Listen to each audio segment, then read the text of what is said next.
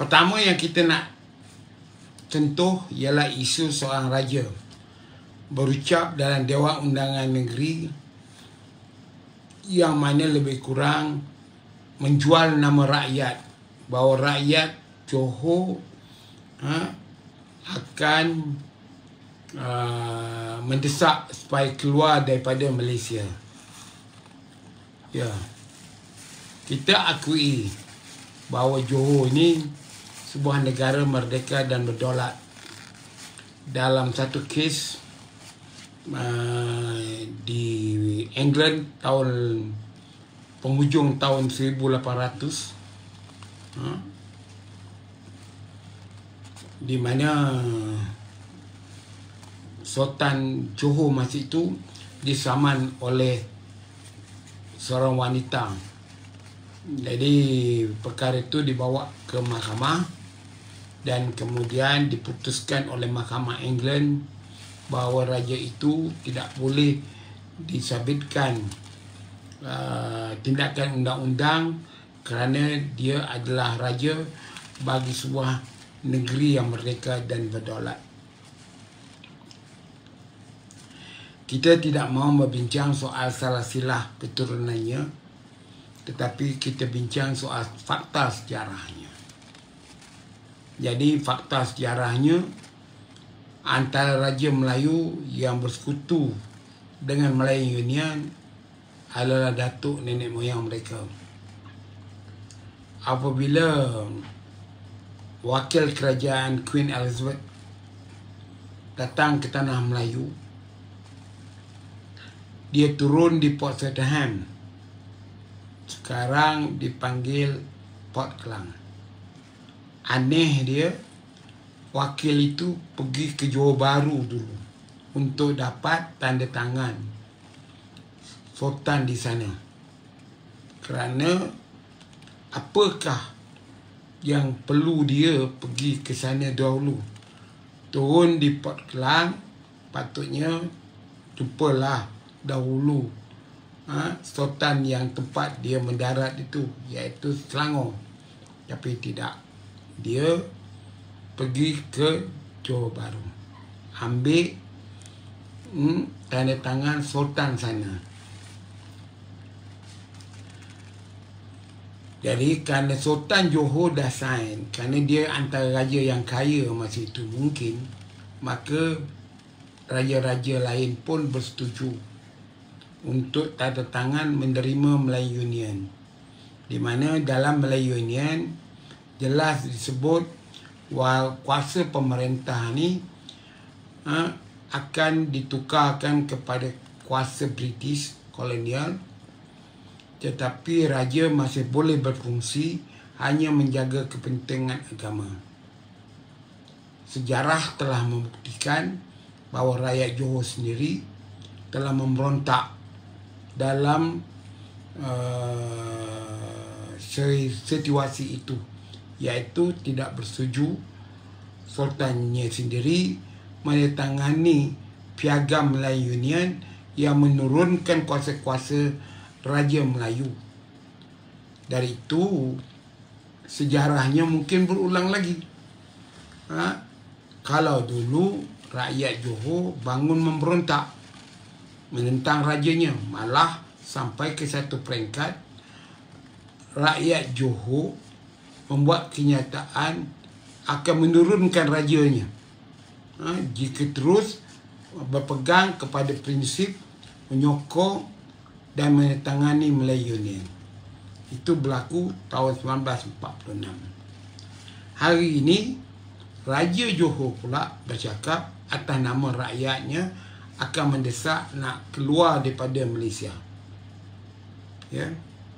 Apa yang saya nak kata, sehingga hari ini belum ada lagi demonstrasi, tunjuk perasaan, sokongan terbuka rakyat Johor Darul Ta'zim mendesak supaya konsisten dengan keputusan itu.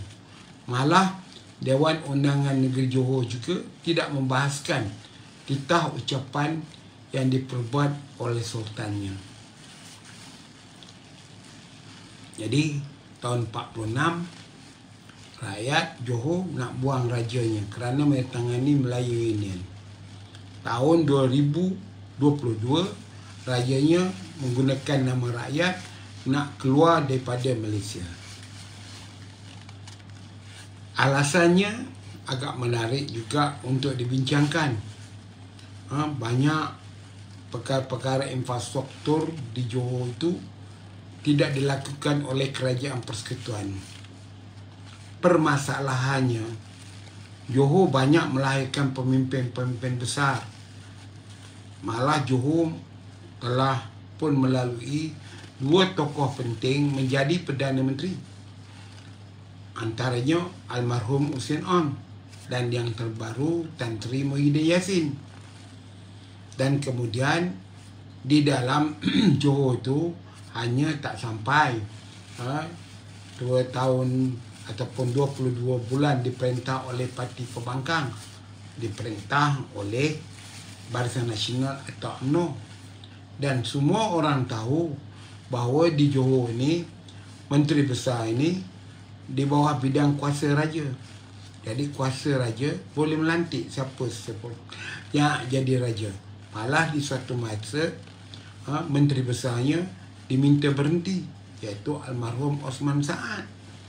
Jadi apa yang saya nak katakan di sini ialah bagaimanakah seorang raja yang patutnya mempertahankan perlembagaan cuba untuk menodakan perlembagaan, iaitu melanggar perlembagaan dan piagam apa yang telah dipersetujui, sama ada perjanjian Persekutuan Tanah Melayu atau perjanjian dalam piagam penubuhan Malaysia.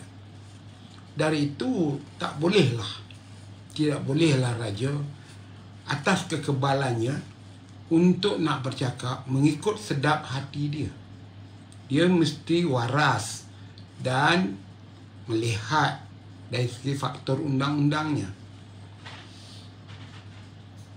Perjanjian Malaysia, Perjanjian Persekutuan Tanah Melayu tahun 56, Perjanjian Malaysia tahun 63 dah disusun, dah diikat begitu baik oleh pakar-pakar yang dahulu. Jadi apa dia yang saya nak kata ialah jika raja dah tak minat lagi dengan Malaysia, bercakap tidak berdasarkan fakta, di mana masalah tidak menghormati 3 tunggak utama penting penstrukturan sistem pemerintahan Malaysia, iaitu judiciary, kehakiman, undang-undang. Kemudian itu kita legislatif, Dewan Undangan Negeri, Parlimen yang membuat undang-undang yang akan dilaksanakan oleh kehakiman. Kemudian eksekutif, iaitu anggota pentadbiran awam yang berkuasa menjalankan tugas sebagai pemerintah dengan tidak menafikan kepentingan ataupun perkenan raja dalam satu perkara. Itu sebab mesyuarat kabinet kena menghadap Yang di-Pertuan Agong.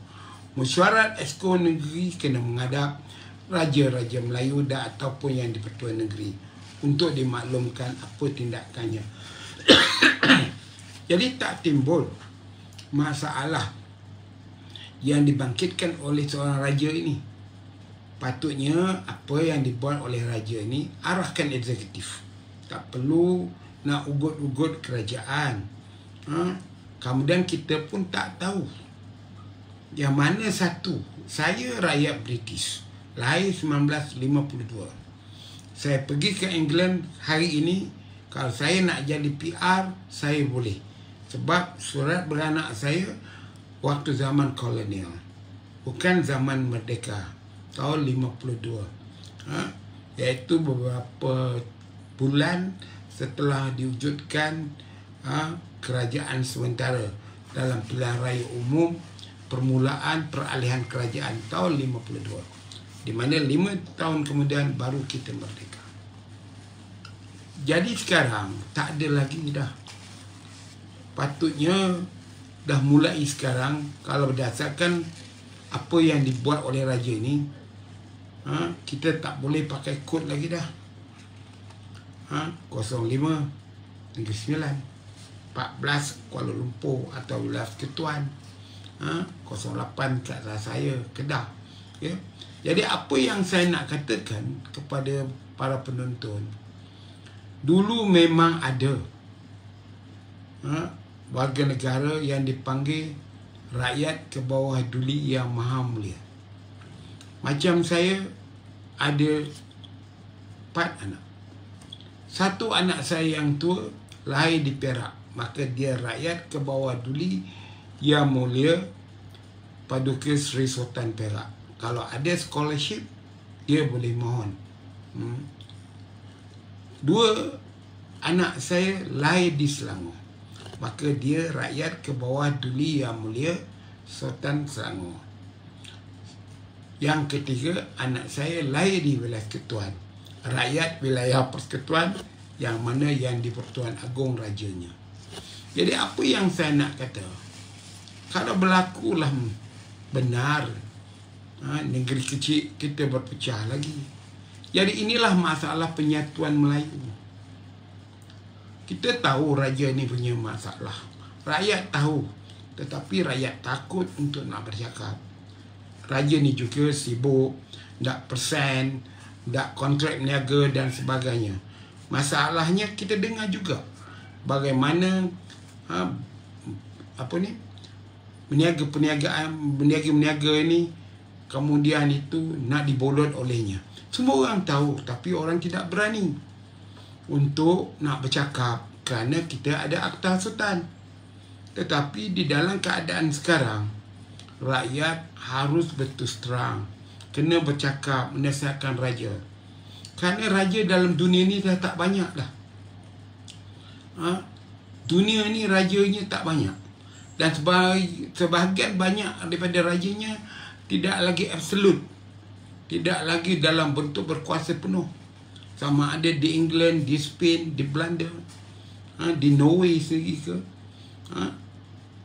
Yang ada absolutnya ialah satu je, Thailand. Sebab perlembagaannya itu adalah mendukung rajanya, dan mereka ada sistem kesultanan atau sistem beraja yang panjang.